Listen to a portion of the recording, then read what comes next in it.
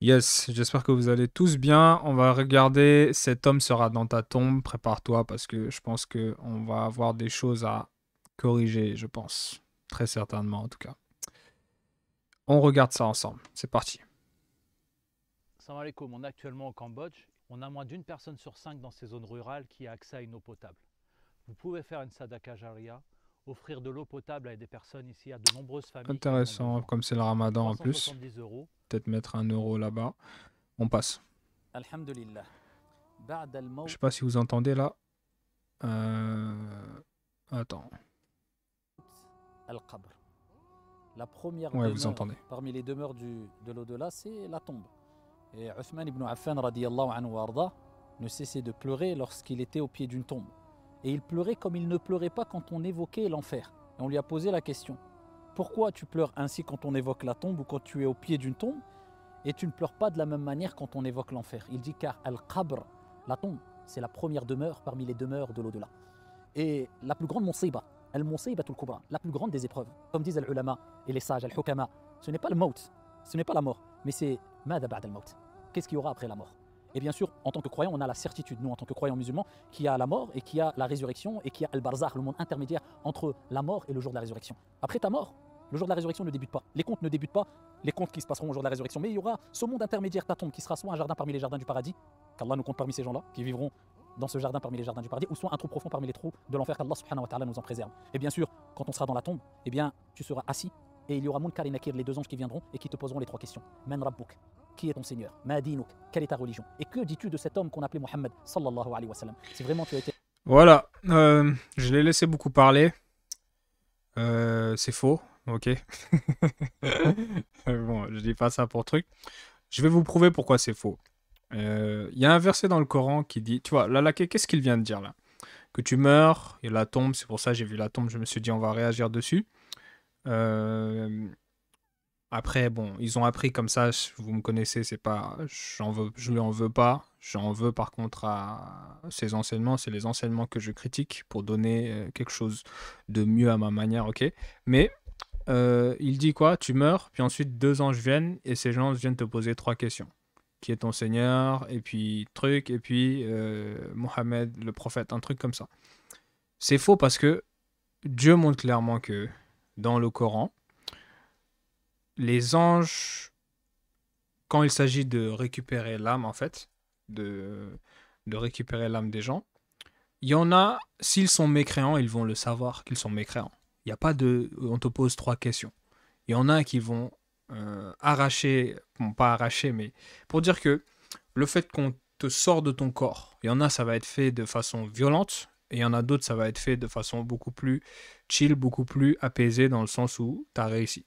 Et Dieu montre clairement dans le livre, je mettrai peut-être les versets en dessous, que il y en a, on va les frapper. Les anges vont carrément les frapper et leur dire en fait, qu'est-ce qui n'allait pas avec vous en fait? Qu'est-ce qui n'allait pas avec vous? C'est pour dire qu'il n'y a pas trois questions.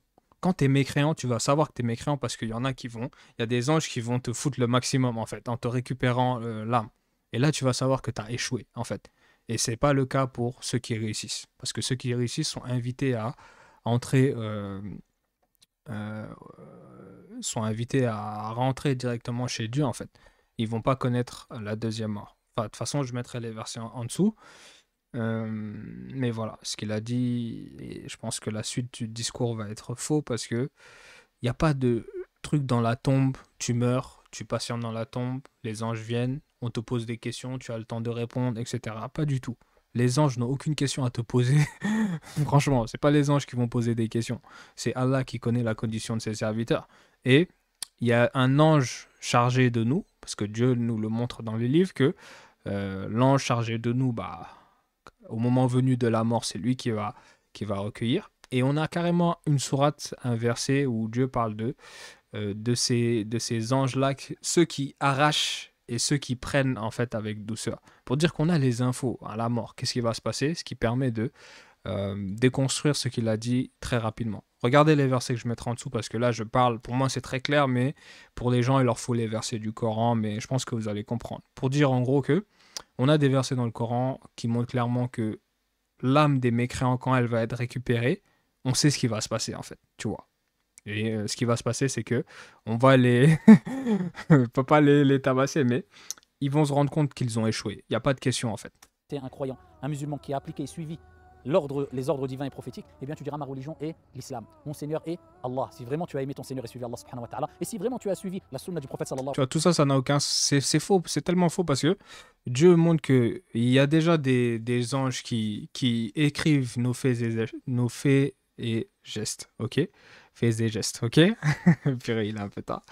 Et c'est faux ce truc-là parce que au moment de recueillir, l'ange chargé de recueillir notre âme, il sait quelle est notre destination, quel est notre truc, parce que c'est Allah même qui dit tu recueilles son âme actuellement, tu vois. Et Allah connaît notre condition en plus. Mais je pense que vous m'avez compris. alayhi wa sallam. Son comportement, sa méthodologie, sa voix, tu diras c'était Mohammed sallallahu alayhi wa sallam, le dernier des envoyés et des prophètes. Puis qu'est-ce qui se passera dans la tombe à part cela? Eh bien, un moment, un homme viendra à toi, comme le prophète alayhi salatu wa sallam nous l'a indiqué. Pour les bienheureux qui recevront la bonne nouvelle du paradis, eh bien, un homme avec un beau visage, avec de beaux vêtements et une belle odeur. Et il viendra annoncer la bonne nouvelle qu'Allah nous compte parmi ces gens-là qui vont recevoir la bonne nouvelle. Et il dira mais qui es-tu, man ant? Et il dira ana amaluk, amaluk as-salih. Je suis tes actions salutaires. Je suis ta prière, je suis ton jeûne, je suis ta piété, je suis tes... Tu vois, tout ça c'est faux parce que il n'y a pas ça dans le Coran. Il peut pas soutenir. C'est une histoire inventée en fait qui se trouve dans des hadiths qu'il est en train de nous prêcher parce que il n'y a pas d'homme qui vient, tu meurs, et puis il y a un homme qui vient qui te fait comprendre que pas du tout. tes aumônes. Je suis ta bienveillance et bienfaisance envers ton... Pour dire en gros que tout ce qu'ils citent, c'est une histoire qu'ils prennent dans les hadiths et ils ont authentifié les choses. Enfin, vous savez comment ça se passe. Et comme ils ont appris comme ça, on peut pas forcément leur en vouloir, mais c'est faux, tout simplement. Il n'y a rien qui peut soutenir ce qu'il est en train de dire dans le Coran. Il ne peut pas citer un verset. Et il ne va pas en citer de toute façon. Ton père et ta mère, je suis ton bon comportement. Donc rappelle-toi tout le temps de ça. Toutes tes bonnes actions, eh bien, viendront sous l'apparence d'un homme. Et dès que tu fais une bonne action, dis-toi, je me prépare pour ce jour où cet homme a la belle odeur, au beau visage, aux beaux vêtements. C'est faux également parce que Dieu parle d'un livre qui va nous être remis au jugement, dans lequel se trouve justement tout ce qu'on a fait, ok?